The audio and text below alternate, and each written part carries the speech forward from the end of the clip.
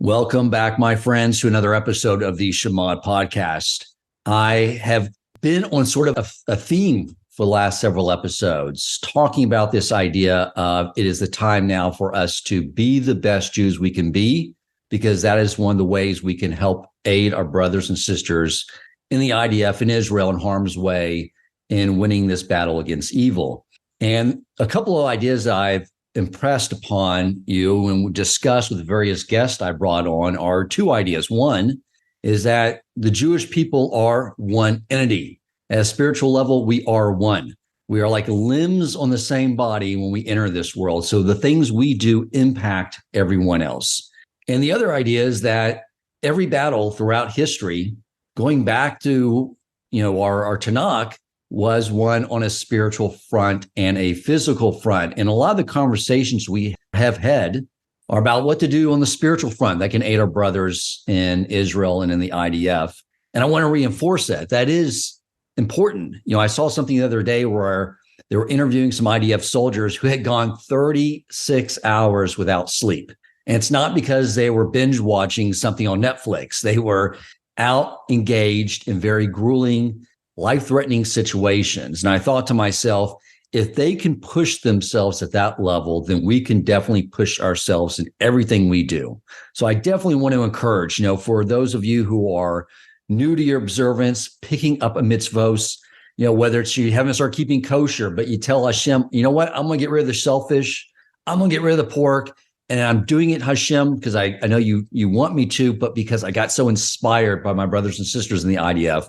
So that mitzvah accrues to them, whether it's doing something like working on your Shabbos observance, like our dear friend David Block shared with us that he gave up Alabama football, which is a big deal for him, in order to show this observance. But if we can take those things and sit there and tell Hashem, I'm doing it because I'm inspired. I want to help out my brothers and sisters, be the best Jew I can be, and it's in their merit. My friends, whatever it may be, starting to wear tefillin. And if you don't know how to get tefillin, you can email me at shema@torchweb.org. I'll help facilitate with the rabbis at Torch, getting you tefillin, whatever it may be, do it in the merit of your brothers and sisters in harm's way in the IDF. That does make a difference. It does have an impact on whether or not they all come home safely to their families. However, I know you guys are itching. You want to be in the physical battle as well. And it's definitely not by just watching the news and scrolling your Instagram account and everything else. You want clarity and knowing exactly what needs to be done. So I have the guy, my friends, Eytan Rund. He is in the intelligence unit of the IDF. I heard him speak on other podcasts. He is an authority figure on this matter. He does need us. So, my friends, I think we are all de facto in the IDF. Stand at attention. Our commander is coming on, and he is going to tell us exactly what we need to do, what we need to know in order to help battle in this war of ideas in the countries where we reside in, outside of Israel. Welcome to the Shema Podcast, the podcast for the perplexed, where Torah insights, intertwined through personal stories, as well as interviews with leading Torah scholars, demonstrate the empowering qualities of Torah and mitzvot. For more great Torah learning through Torch, the Torah Outreach Center of Houston, go to torchweb.org. Now to the show. Eytan. Thank you, Dan, for those warm words. I'm definitely not a commander or authority. I'm just another, one of many pieces in this puzzle right now called the IDF. And I'm a random Israeli, self-employed person. I have a job which I love. But I would say that I do deal with these things a lot in the past decade or so. I'm a tour guide. So you sometimes get a group and, they have attention span of minutes. You can't go into a whole in-depth Middle East discussion about you have to wrap it up and I've explained what Hamas and Fatah differences are in 1 minute. So and over the years I feel like I've developed a way. I also deal a lot with Middle East studies and my work. I got a lot of geopolitical tours, and I think all us tour guides have that. You find yourself on the Gaza border one day, you find yourself on Lebanese border the other day, in the Syrian border the other day. I mean, it's very present. It's not like America where you have to travel a transatlantic flight to go and find some Taliban. You have ISIS, Hamas, or Hezbollah. Take your pick. A 2-hour drive from Tel Aviv this way or that way. So I feel that over the years I've developed also way of articulating things in a very clear fashion, I feel. And also I've developed a little theory in a book I wrote when COVID broke out. Like all tour guides in the world, I was also self-employed, not time to write a book. Don't go looking for it in the shop. It's never been published. It's just a PDF, 250 pages in Word right now, waiting to be edited and published. But I'm going to try to articulate in simple words. Right. Let's just say first that when, God willing, you've done your job, the war is over, and Israel's economy is going to need some tourism to help bolster it back again, that everyone's going to be eager to travel back to Israel. They can meet you in person as their tour guide and give you a big hug and a big thanks. And while you may not have the official capacity of commander for us out here in the world, for this purpose, you are. So we're relying on you for your wisdom and your guidance, and teach us what we need to know and what we need to be doing to help you guys out. The mic is yours, my friend. So I know you know exactly what we need to hear. Okay. Thank you very, very much. I'll start with a comment that I feel a lot of people, when looking at the Israeli-Arab conflict, they have like a zero-sum game approach. Like a lot of times you'll be guiding students and they'll be saying, oh, can you suggest a suggestion that will solve things 100%? And the answer is no. And then they tell you, so you can't, solve it because you don't have. I mean, let's be adults for a minute. Most problems in the world don't have a simple 100% solution. Meaning, I will always have crime. I don't say, okay, let's fire all policemen because I'll always have a criminal out there. I say I want to bring crime down to a level that I can live with, and I can go running through the park without being mugged. I don't say, okay, let's abolish all police. I always, for example, will have a problem of poverty. I'll always have some guy who will, I don't know, take his money, buy drugs instead of spending it on his kids' education. I'm always going to have that. I don't fire all social workers and all the treasury people and all the banks because I'm always going to have poor people. My approach isn't like a zero-sum approach. I say I have problems. I always will. Let me minimize them. So I always will have a problem of Palestinian/Arab terrorism against Israel. I'll go into 1 minute and I'll define what terrorism is, and again in simple ways so that we can understand what we're dealing with. And terrorism is just a tactic. I'll get to that in a minute. And now let's think, okay, we're always going to have this problem. What can we do to minimize it? For example, Germany lives, a sort of normal life, even though they've had a terror attack happen here and there. Okay. And in France, people live a normal life, even here and there, or in England or in Barcelona, they live a normal life, even though in Spain, I don't look at it like I'm, obsessively dealing with it and, living in, okay, they have it, but having one attack happen once every few years is a situation you're always going to have. So right. We're always going to have it.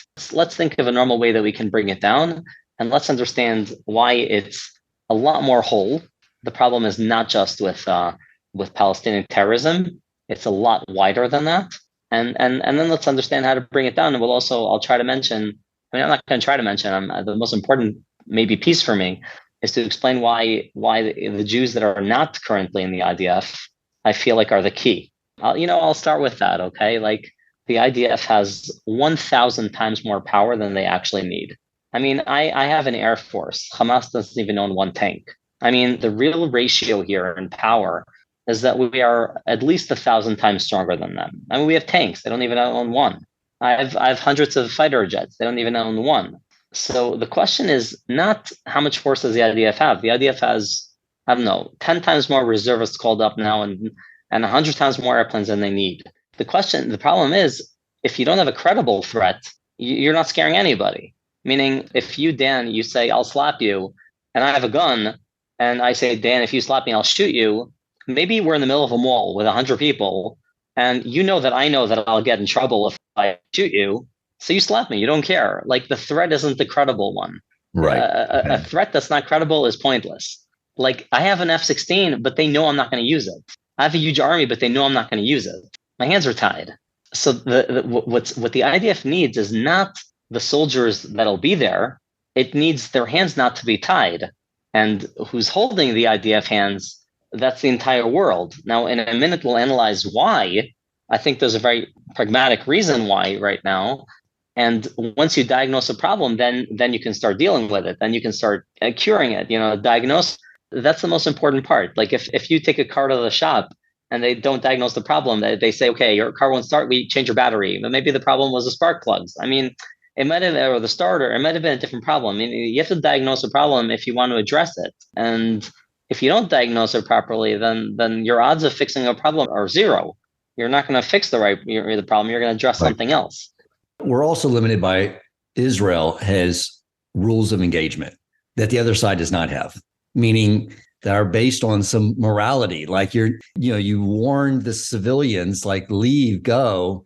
And as much as Hamas tries to keep them as their shield, if you really just wanted to, couldn't Israel just like erase everything in Gaza right now and be done with it? If Israel were living with the Palestinians on Mars and we didn't have the world tying our hands down, then I promise you, either the kidnapped would be back in Israel very quickly, like within like a day with a care package, or Gaza would not exist. Meaning we don't even have to carpet bomb Gaza. We would just close it down and say, guys, no fuel, no medications, no water. I mean, your food will run out. You'll have 2 million people that will starve to death within a week. Now, it's not going to happen because the 2 million people will go to Hamas and hunt them down and say, listen, you're going to release maybe 6,000 Hamas members or terrorists or whatever, but the prices will be 2 million people are going to starve. So with all the people from Gaza will take their guns, and instead of aiming their guns towards Israel, they're going to aim those guns towards the Hamas officials and say, hello, this is crazy. The only reason they're not doing it is because they know our hands are tied. Now, what's tying our hands? The answer is the entire world. Now, Dan, I don't think this is a theory of Eytan Rund. I don't think it's my theory.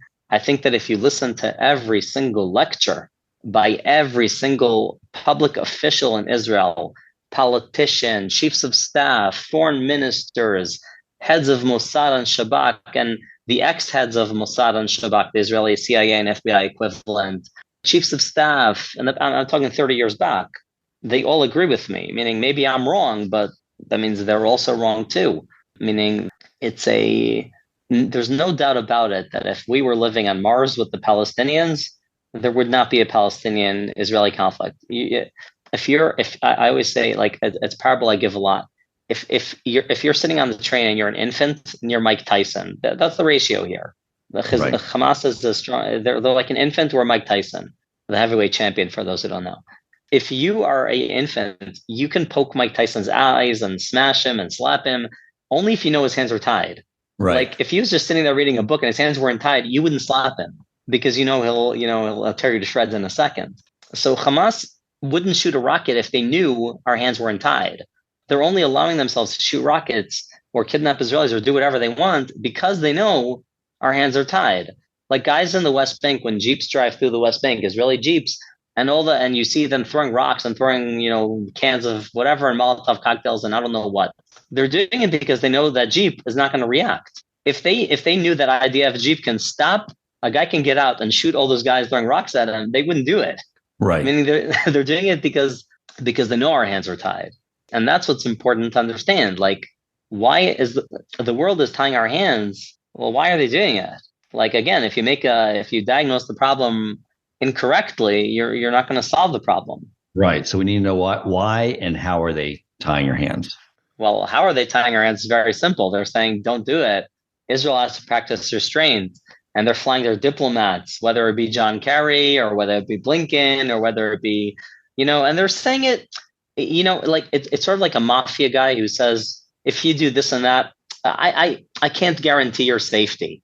They're not going to say, I'm going to tear you. They said in a very, I can't guarantee, your safety, or I can't guarantee that when the Security Council of the UN, it'll be hard for me to not, America right now is vetoing every anti-Israel resolution. So all they have to do is threaten. And they say, look, I don't know if I'm going to be able to, veto anti-Israel resolutions if you do this and that. The Israeli diplomats are smart enough to understand that's the mafia way of saying your hands are tied. You can't function freely. So, and we need to do that. I mean, if the American finger doesn't go up vetoing every single resolution against Israel, that one finger, Yeah. then Israel's in trouble, and we know it. And America Yeah. knows we know it. I mean, it's not, it's not like in Friends, they know that we know that they know that we know that they know. I mean, it's like a game that everybody's playing it. The question is, why is the world so obsessively involved in Israel? I mean, the United Nations, they condemn Israel about 20 times a year when Libya, North Africa, Syria, and Iran get like one condemnation a year. I mean, these are countries where if you look very little, okay, so only 100 guys were, I don't know, executed in North Korea or Iran that we know about it. And like 600,000 people were killed in Syria in the past decade. And I mean, really? I'm just saying the bias is so extreme. And also, by the way, you'll say, okay, so I know your next question, you're going to say, well, the UN is a political body, and what can you expect from a body that has so many Muslim countries in it? So let me Right. give you an Exactly. example of people that aren't political, okay? CNN or BBC or the Guardian newspaper.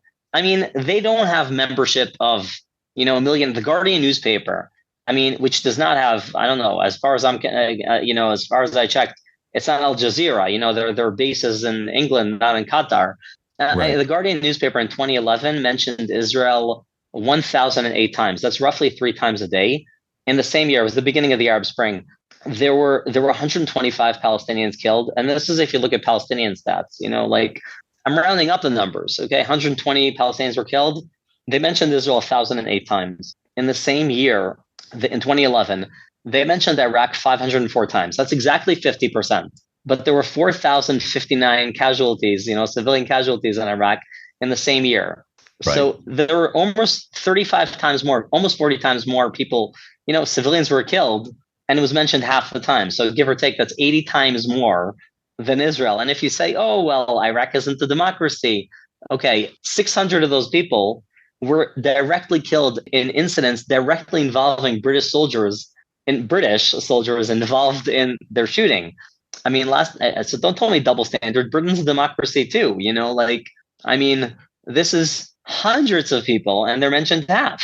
I Right. mean, it's just so extreme. And again, this is not a body where you say, okay, well, I don't know, well, so this and this Muslim country, will only, you have to. I mean, okay, so it's like that in the UN, but also in the bodies that feed us off of our intelligence and give us our information. The bias is ridiculously clear. Now it's annoying. It's annoying when you see the UN super biased, and it's annoying when you see the media super biased towards Israel. But more than annoying, it's inherent. That is what's holding us down. Like you're going to ask me, by the way, and I ask that you ask me because I think is an important thing. Is why does Israel care? Israel cares, not because of what the Guardian or the BBC say. I don't care about the world public opinion. I don't know, and journalists. I care when governments come and threaten me and they say, "Oh, if you're gonna upset us, and you better, practice restraint, we're not going to sell you submarines." Now, submarines are something that we need, against Iran to deter Iran, and Iran Right. is a very, very big threat. We have to ask ourselves why. Why are they so involved? So I believe I'm a strong believer in doing things in a structured way. Okay, so I'm going to go really fast, and I'm going to say things that are, I think, clear to everybody here. But eventually, I'm going to try to elaborate. And okay, so here goes. When I hear an American president saying the war on terror, that's like a term we've heard in the past decade a lot, in the past 2 decades, a lot since 9/11. The war on terror, the war on terror. I have to hold my stomach not to laugh so hard because terror is a tactic. It's used by anybody who is not strong enough to confront you directly. It's like saying in World War II, England was fighting bombs and airplanes and boats. No, they were fighting Nazi Germany. They were using soldiers, tanks, bombs, and artillery. Like the artillery is not the thing you're fighting. It's the tool the guy you're fighting is using. You're fighting Nazi Germany. He's using bombs, airplanes, and boats. I mean, when they say war on terrorism, terror could be used by Italian mafia. It could be used by a drug cartel in South America. Terror is a method used by anybody who is not strong enough to directly confront you. Now, the Arabs tried to annihilate Israel a few times using tanks, bombs, and airplanes. Also 1948, 1967, 1973. They tried a few times. And they've reached a conclusion that they can't put bombs in airplanes because our bombs in airplanes are faster, have better range, or more direct. So they went to a strategy in Arabic. It's called mukawama, resistance. We can't confront them directly, so we're going to resist. We're going to tire them out. We're going to make an attrition war type of thing, and eventually, we're going to get bite after bite and whatever. But again, we can't directly annihilate them, so we're going to try to make at least their staying here very, very costly. That's what terrorism is. And again, it doesn't matter. You can argue that not all the Palestinians are terrorists, which is true. 99.9% of them are good and hardworking people and all good. I'm just saying, in Israel, from my perspective, I'm always going to have this. I'm always going to have a guy who's going to pick up. But I don't need 4 million Palestinians living in Israel and the West Bank, and Gaza, 6 million people. I don't need them all to pick up, knives and stab people. It's enough that one guy stabs people, everyone else is afraid. Okay, so it's obviously not everybody. It's how do you say, minuscule? It's like 1 to a trillion. It doesn't matter. Everybody else is scared. They don't know when it's going to hit them. And towards the end, I'll elaborate why does it happen sporadically, and how come that guy who I knew as a peaceful Muslim one day just picked up a knife and stabbed people. I think that's very important to understand. So I'm always going to have terrorism. Terrorism happens with one of two things. It has like two pillars, sort of, I'll call it, is motivation, and one is ability. Okay, ability, let's say, if you take away one of those two things doesn't happen. If you take away the ability of a terrorist, okay, let's say he's very motivated to blow up airplanes, but, I don't know. I walk him through screening machines so many times that even if you're very motivated, you're not going to manage to take away your ability, or I confiscate a gun before somebody uses it, or I arrest a terrorist before, or whatever. Like, you take the ability away, it doesn't happen, even if the guy's very motivated. And the other thing is to take away the motivation, meaning, let's say I have the ability to blow up an airplane, but if I'm not interested in blowing up an airplane, like, why would I do that? Right. Even if I have the ability, I need the motivation. If I don't have the motivation, I wouldn't do it. Now, given that the Palestinians will always have the motivation and they'll always have the ability, meaning, terrorist acts have happened with trucks and with knives. Every knife that cuts salad can also stab people. I was in a terror attack a few years ago in 2017. I was injured and a few more people were killed in an attack that I was involved in. And the guy ran into me and a group of soldiers I was guiding, injuring me and killing 4 other cadets in the IDF officers' corps. He was using a truck, meaning he suddenly pulled the wheel and smashed into us. He didn't have a gun. He had a truck. What am I going to do? I'm going to take away all their truck, their car keys. I mean, they'll always have the ability. But the second thing is motivation. Again, even if I'm very motivated to blow up an airplane, if I have the ability to blow up an airplane, but I'm not motivated, like, why would I want to do that? I'm not going to blow it up. I mean, you have to have motivation. Now, given that they'll always have the ability, again, like, I was hurt in a terror attack, like, I use a truck. I'm not going to take away all the car keys. And every car that drives people can also run people over. And every knife that's used to cut salad can also be used to stab people, God forbid. So they'll always have the ability, and they'll always have the motivation. It doesn't matter if they want to fight you for national reasons, because in their perception, you took their land in 1948, or for religious reasons, because Israel is a theological problem for Islam. It doesn't matter why, but it's just given. It's they'll always have the motivation and they'll always have the ability. So how do you take it away? You do it's called counter motivation, meaning, okay, you always have the motivation, you always have the ability, but I can give you a counter motivation. For example, you're motivated to go to sleep at nights. I say, I want you to work in my shop at nights, my 7-Eleven or something. And you say, I don't want to do it. And I say, okay, I'll give you a higher salary. Okay, I'll give you triple the salary. You say deal, meaning the motivation is something I can affect. I can't affect the ability, but I can affect the motivation. I can, for example, if you talk on the phone when you're driving, I'll give you 1,000 shekel fine, $1,000 fine. You really want to pick up that call. It's really important, but you know that if you'll be caught talking on the phone, you'll get a very big fine. So I can affect their motivation. Now, it's not under the table. This is game theory. I will give you sticks and carrots to make you act the way that I would want you to act. And again, it's all on the table. Nothing is under the table. And now the problem is that I'm not deterring them. If you, let's say, talk on the phone and you get a really high fine, that deters you. If you'd only get a $3 fine, it wouldn't get the effect. It wouldn't deter you from doing this. But if I give you a big fine, then okay, $1,000, you say, okay, I'm not gonna risk it. It's expensive. So the problem is that in order to deter the Palestinians from doing these acts of terrorism, we have to be disproportionate. okay, or it does not achieve that deterrence. For example, if you, Dan, hate me, I say, Dan, if you slap me, I'll slap you once, okay? Let's say you hate me badly enough that you don't mind slapping me. Like, even if it means I'll slap you back. But if I say, Dan, if you slap me, I'll burn down your car, that already, maybe you like your car more than, you want to slap me. So Israel can easily deter. Like, again, we have an Air Force and they don't even have a tank. We're in a Mike Tyson infant match here. So the question is, why am I not doing it? Okay, and that leads me to, again, we have to be disproportionate. Why are we not being disproportionate? Because we know we have to. Without that, there's no virtue. It's pointless. I mean, let's say we're bombing airplanes. We're bombing, targets in Gaza. I think for the past 25 years, I think we've been bombing targets, and we see that they don't mind dying, and they don't mind that you bomb real estate of theirs. It doesn't matter if it's a building or a hospital or a kindergarten. They don't mind the building. Like, if you go to a terrorist and you say, I'm going to bomb your building, that's not a deterrent. He Right. knows the World Bank will build him a new building. I mean, for 25 years, you've been trying the same thing, bombing different targets, I'll call it. I'm currently in the IDF. Don't get me wrong. I'm not, undermining everything they're doing. Like, it's actually important. Like, if you want to take away the ability, yeah, you got to go in and you got to blow up all their rockets and this and that. And it's actually important that we do it. I'm just saying they're always going to do it again.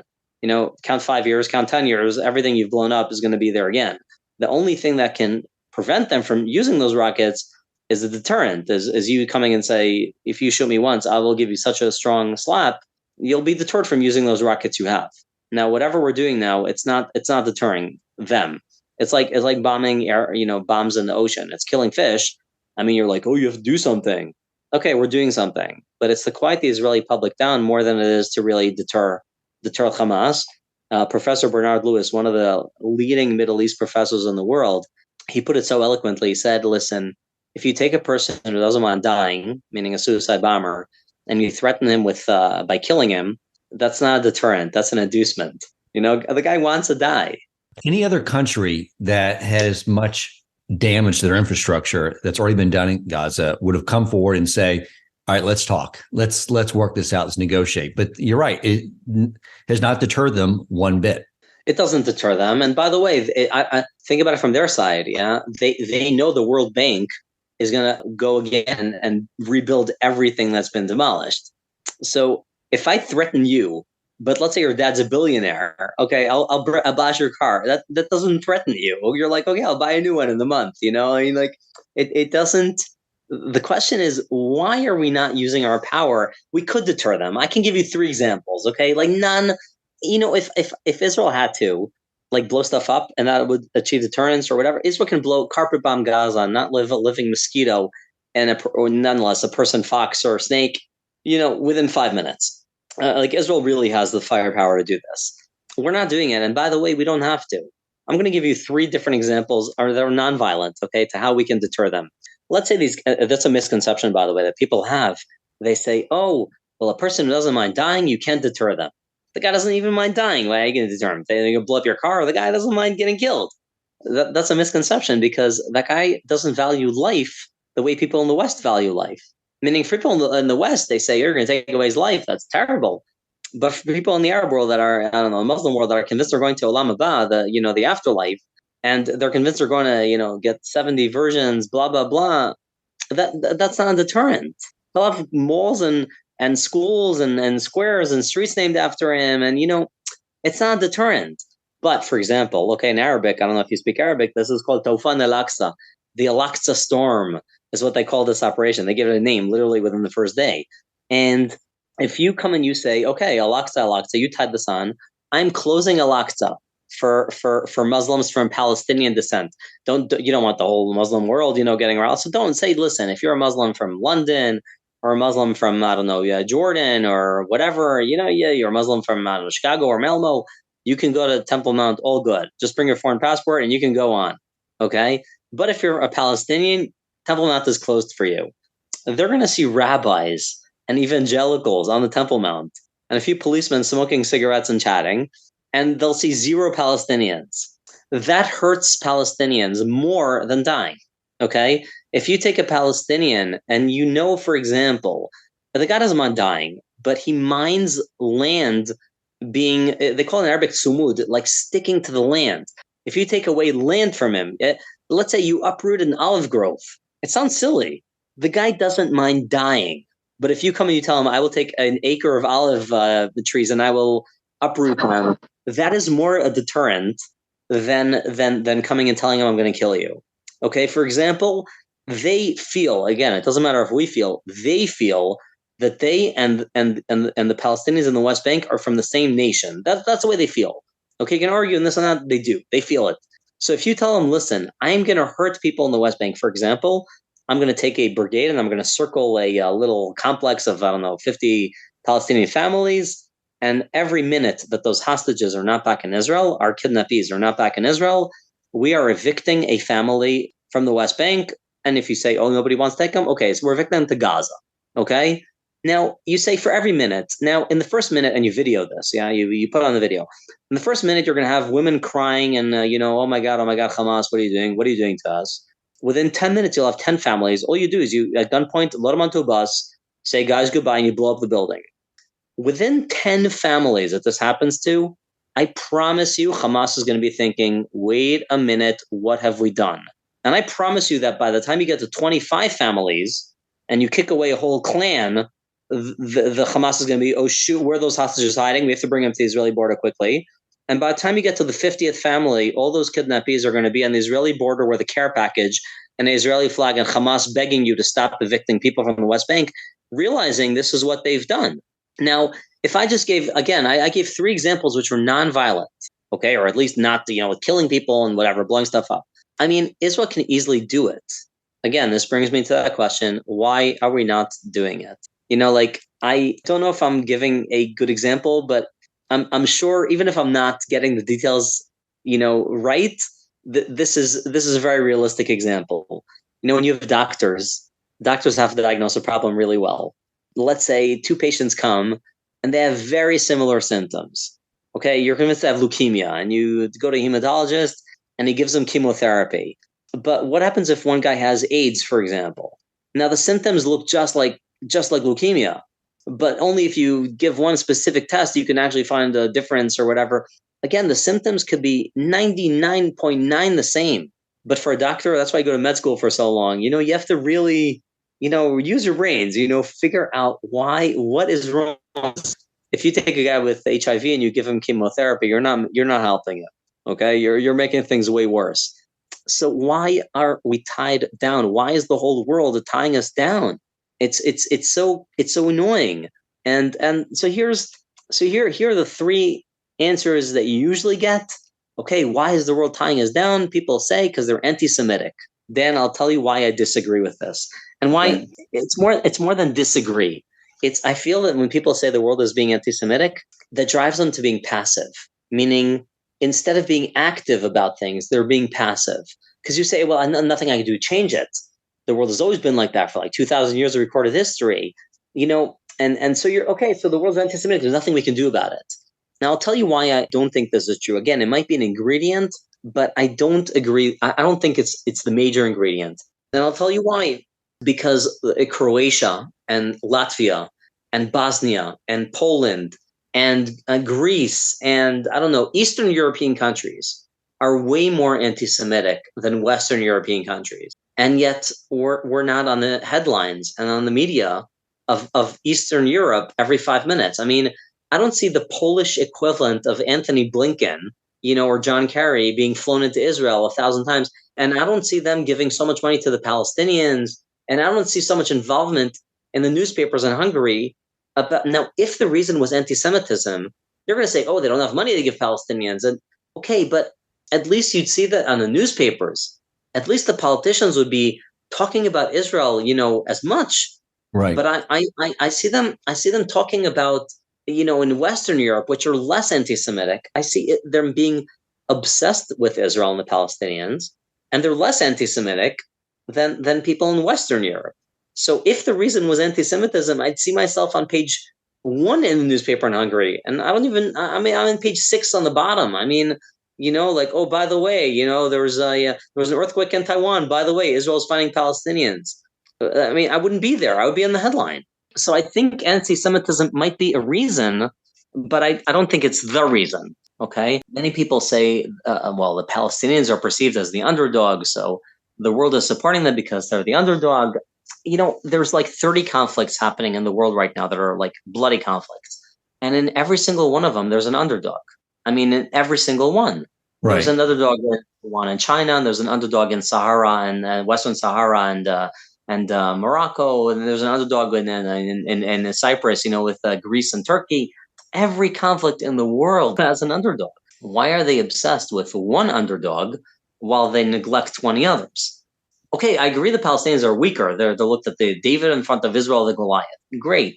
But there's 30 underdogs that are far more underdoggy. I mean, like where horrible attritions are taking place and massacres and you name it. I mean, every tribal conflict in Africa, also has an underdog and a lot more juicy details than the Palestinians, where 100 guys are getting killed a year sometimes. I mean, with all due respect, it's so many people say, oh well, if Israel is going to be disproportionate, then they have to. If Israel is going to be disproportionate, so the Arab world will be upset and they won't sell oil to the West, and we rely on Arab oil. Now, I'll tell you, this was true in the 90s, okay, and in the 60s and 70s, it was true because of weapons. Like they were afraid that if we would react disproportionately, so the Arabs wouldn't buy weapons off the West. So the West was like, sort of like, okay, the financial implications will be terrible and we have to do it. But the Arab world doesn't sell so much. They don't buy so many weapons from the West anymore. And also oil. I don't know, since fracking, the biggest supplier of oil in the world is the United States of America, and it's no longer Saudi Arabia. They're not as reliant on Arab oil as they used to be in the 90s and weaponry as they used to be in the 70s.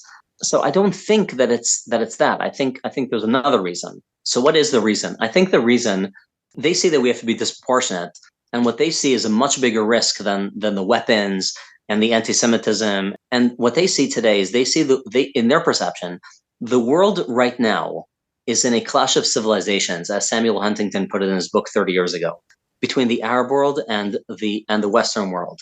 And all these countries in Western Europe have a lot of Muslims in them.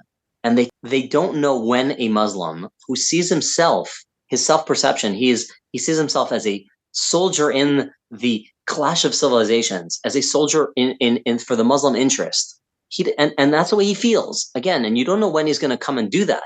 And if Israel is going to be disproportionate, this might rile up and might upset their own local Muslim population. If dealing with Israel, the involvement in Israel, and how much money do they give the Palestinians, it doesn't go by how anti-Semitic you are.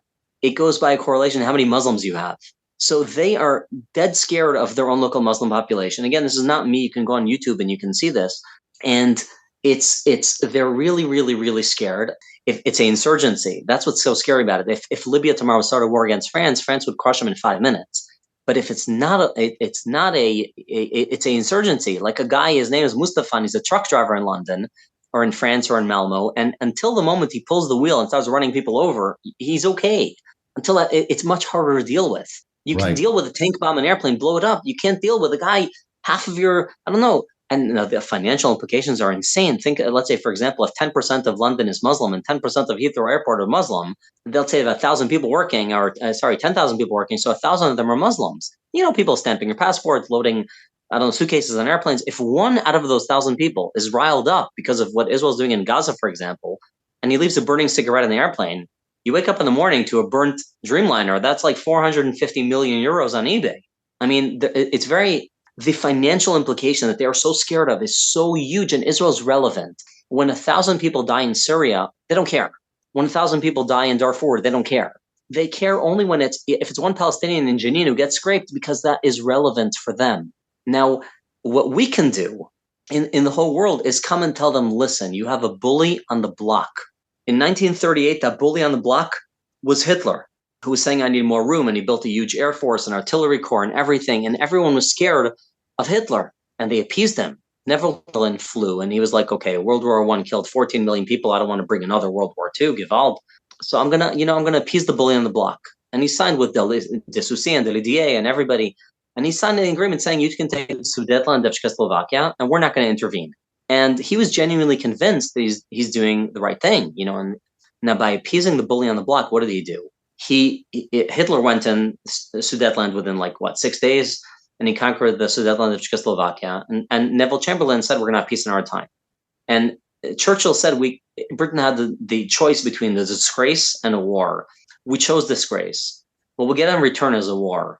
And within 11 months, what Hitler did is he went right through Sudetenland of Poland, and he went and conquered, into Poland through Sudetenland of Czechoslovakia. When Benjamin Netanyahu, and I'm going to give you a theory in 10 seconds, I don't think that's a theory that I have. When Benjamin Netanyahu, Bibi Netanyahu, goes to the UN, he says Iran, Iran, Iran. He also says one sentence. He says Israel is not going to be Sudetenland of 2014, or Israel is not going to be, Czechoslovakia of 2015, or I am today's Winston Churchill. Again, maybe, and by the way, this is not just Bibi's perception. Bennett said the same thing, and Yair said the number of Israeli politicians that drew a parable between Israel and Czechoslovakia. You are trying to appease the bully on the block by taking a third country you don't care about and saying, okay, bully, take that country, leave us alone. It's not preventing a second world war. It's creating one. Now, you asked me, what can we do about it?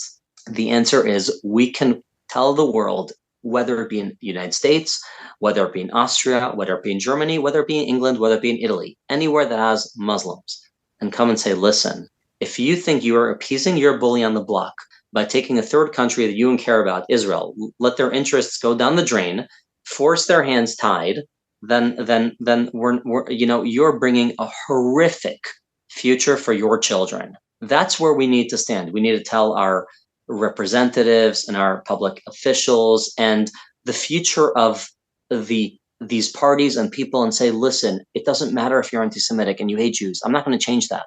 But if you love your own wife, if you want to go to the supermarket and you want your children to be able to go to a horseback riding course or a gym course or gymnastics after school or I don't know what, and you don't want to be afraid, you care about your own daughter? Do you care about your own life? Do you care about your own parents? Do you care about your life, Johan, and Jorg, and I don't know what, and Marie and Pierre and Harry? I mean, do you care about your own life? You better support Israel. Because if you don't support Israel, the World War I lesson shouldn't have been what England, what the world learned, what England learned. The lesson they learned was the wrong one. They learned the use of force is bad. The lesson they should have learned is it's better to use a little force in an earlier stage rather than have to use a dozen times more force in a later on stage. They have to learn now and say, listen, it's better to use force, correct. If right now they support Israel, they're going to have a mess, correct. But the mess, if they don't, will be worse. And that's why we are the frontline soldiers. We on social media and talking to politicians and persuading the public and saying, listen, it has less to do with anti-Semitism, even if you're a neo-Nazi. Okay, Marie Le Pen, her dad was a Nazi. She's a neo-Nazi. Half her voters are neo-Nazi. But they understand this. That's why the right wing in Europe, by the way, is getting much stronger, and they're flagging Israeli flags. A lot of them are neo-Nazis. Why are they flagging Israeli flags? Because they feel, even if I'm just articulating in words, they feel very strongly that the Muslims are more of a threat. They saw, I don't know, 2 months ago in the riots in Paris, they've seen Muslims and immigrants burning thousands of their cars. The Jews didn't, okay? So as much as they don't like Jews, okay, they have big noses, they're this, they're that, they have a million stereotypes, great. The protocols of the Elders of Zion, great. They live it, they breathe it. But they're not the guys burning their cars. The guy who burned my car last week, his name is Mustafa or Muhammad.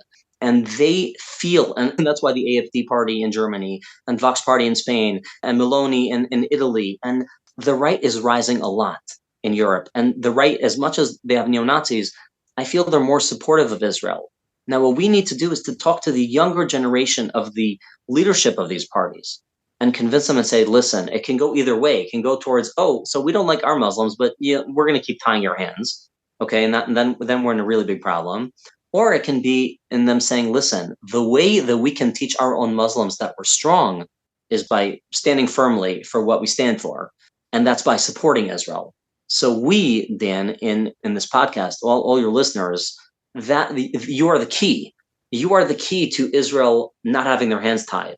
And again, once we don't have our hands tied, then we can function. And by the way, you don't need to use your gun or your tank or your airplane to achieve deterrence.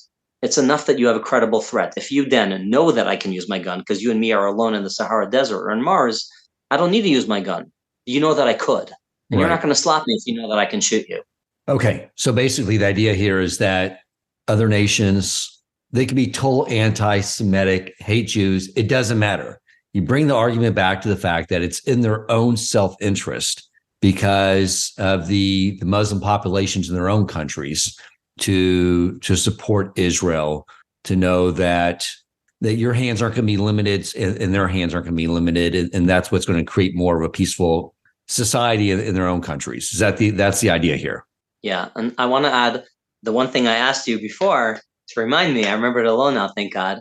Many people can say, oh, well, why does the world care? Why does Israel care about the world opinion? Let them say to the world, go fly a kite. We don't care.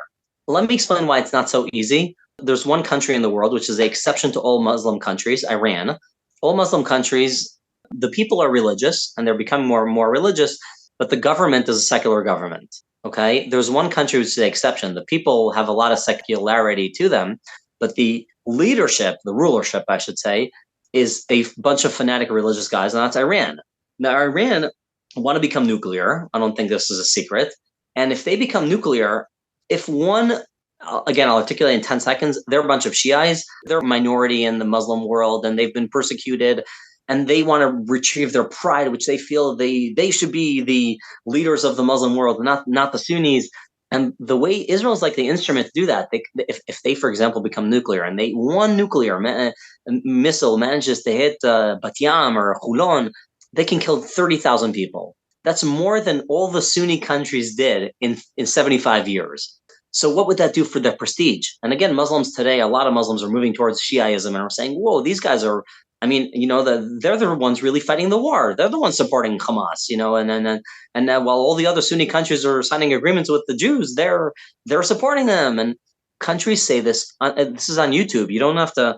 They go to Professor Dan Shiftan or different public officials, and they say, listen, we know that you need us for Iran. Iran is not like a little country which had a nuclear plant, Syria, and one location, blow it up, you're done.